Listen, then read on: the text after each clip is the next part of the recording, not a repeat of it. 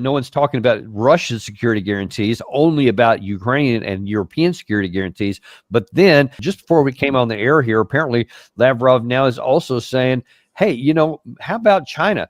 He says Moscow won't agree with collective security guarantees negotiated without Russia. Russia will accept it if the security guarantees to Ukraine are provided on an equal basis with participation of countries like China.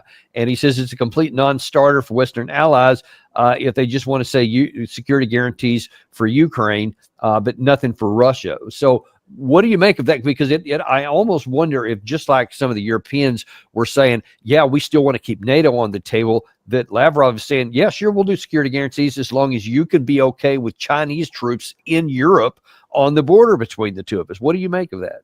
Yeah, well, he's feeding them back what they're trying to feed him, and he's doing that to show, because they'll reject that. They won't accept that at all. And that makes his point, that this is not about seeking a genuine peace settlement.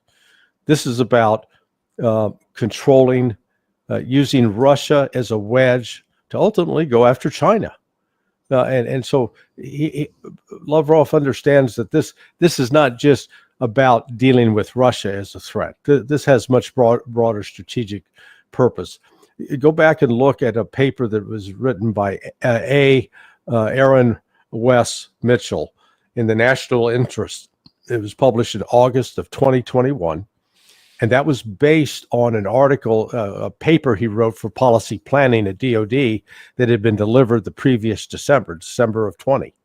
And in it lays out very clearly that the goal is to provoke a war. Remember, this is August of 2021, 6 months before the start of the special military operation, that the West is going to provoke a war with Russia and defeat Russia, and in the defeat bring Russia so that it has to have an alliance with the West, that then we can use that to finally go out and contain and defeat China. That's what this is all about. This has been, and Elbridge, sort of a partner of Wes Mitchell, is Elbridge Colby, grandson of Bill Colby, the former CIA director. Colby's big on that too. He said, our threat's China. We got to deal with China. So in a way, Russia is sort of a sideshow to what is this broader strategic thinking of the deep state. And, Trump's oblivious to it, but Lavrov's not, and Putin's not. They understand. They do. Listen, in the last few minutes that we have here, what comes next? Because what's being talked about next is a bilateral meeting between Zelensky and Putin. They're still trying to figure out where that might be. And then a trilat to also include Trump. But sounds to me like we're a long way from getting anything done here, yet the Russians seem to be willing to talk about it. How do you see it? Yeah, no, they'll talk. But the meeting between Putin and Zelensky is not going to happen until the negotiating teams for both Ukraine and Russia come to agreements, and that it's going to be effectively a surrender by Ukraine. There's nothing that Russia's going to back up. Russia's not going to give back any of the territory that it currently occupies that has been legally incorporated into Russian Federation under Russian law. Now, people say, oh, it's illegal under international law. Okay, take your international law and blow it out your nose. The reality is nobody seems to follow that on either side of this line. If I can just say, it is a might makes right situation, both in the West and in the Russia right now. That's just how we're having it. You can argue against that. But you're talking about the territory there. It seems to me that the only thing Russia would be willing to do was to say, we'll withdraw from the toehold we have in Sumy and that territory in the two different places in the Kharkiv, Oblast, Dnipropetrovsk, etc. But then, as you said earlier, and I think this is I think it's a non-negotiable for the Russians. Tell me if you think differently, that all of the administrative borders of all four of those oblasts are not even up for negotiation for their term, meaning they're not going to freeze the line in the southern two oblasts and let Ukraine keep the other two, which would seem to mean either there has to be a surrender by the Ukraine side or the war will just keep going on. How do you see it? Yeah, no, the war's going to keep going on. That's what I said. I've maintained all along, this is not a stalemate. This is not a frozen conflict, and Russia's not losing.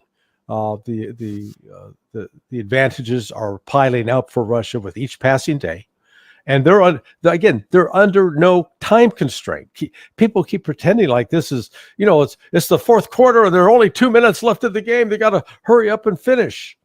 And if I hear another one of these generals like Ben Hodges or Jack King talk about, oh, look, Russia's only taken 19% of Ukraine in 3.5 years. Hey, bozo, how'd we do in Afghanistan after 21 years? Okay? Shut up. You got to go there. No American has any room to talk anymore about our military prowess when a bunch of goat herders in Afghanistan kicked our ass. Okay? And we don't like to admit it, but they did. And we ended up creating a well-armed army that didn't exist before in Afghanistan.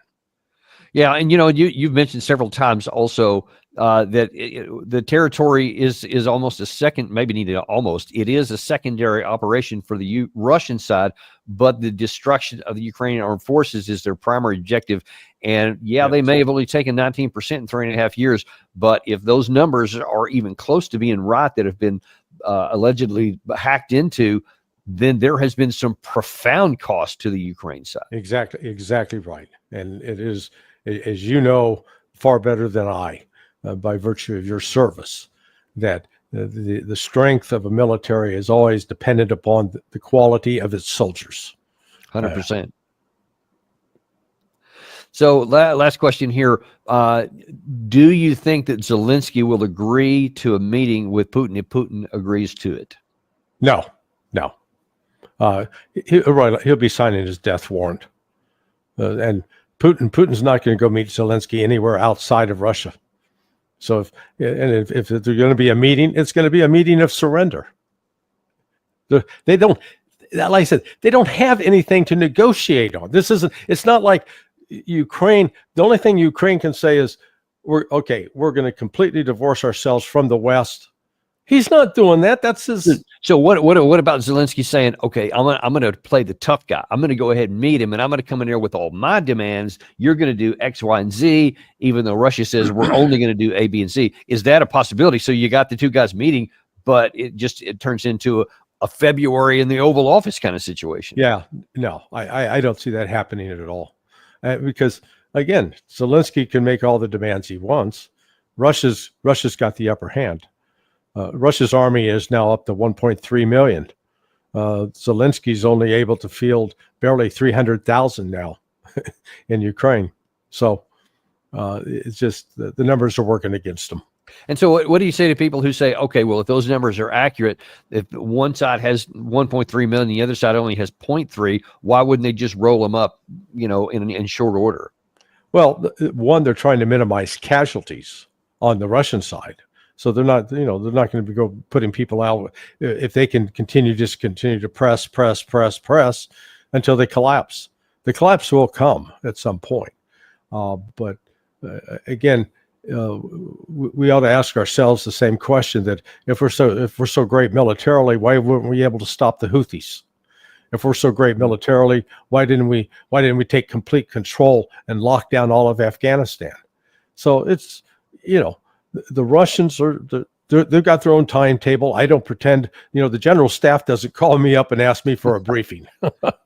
That's too bad, because I was going to ask, but so. Well, listen, we'll certainly just continue to keep an eye on this and continue to watch and continue sending folks to sonar21.com, because they don't have to wait till the next time you're on our show here. They can go and read all about your stuff as it's happening in real time. Appreciate you coming on today as always, and looking forward to the next one. Thanks, man. All right. We appreciate you guys too. Be sure and like and subscribe if you haven't done it yet. And just as another reminder to share with your friends that we're on podcasts. I know a lot of folks actually prefer to get their information just on the pod because they can put it on the background.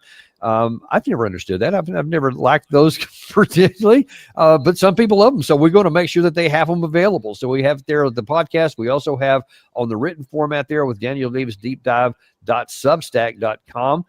So that you can pass that along to your friends too. Make sure that they know what's going on there, because however they like to get it, we have it available here so that they get access to the same uncompromised and open, honest stuff that you get here. Make sure they get the same opportunities. Thank you very much, folks. We'll see you probably this afternoon at 3 o'clock. I'm going to do an update on the tactical situation. Since the last time we talked, there's been a lot of things happening in Pokrovsk, and the Ukraine side has made some counterattacks. The Russian side has made some responses, and we're going to see what does the net of all this, and where are we now of all these diplomatic opportunities here. Thank you very much. We'll see you this afternoon at 3 o'clock on the Daniel Davis Deep Dive.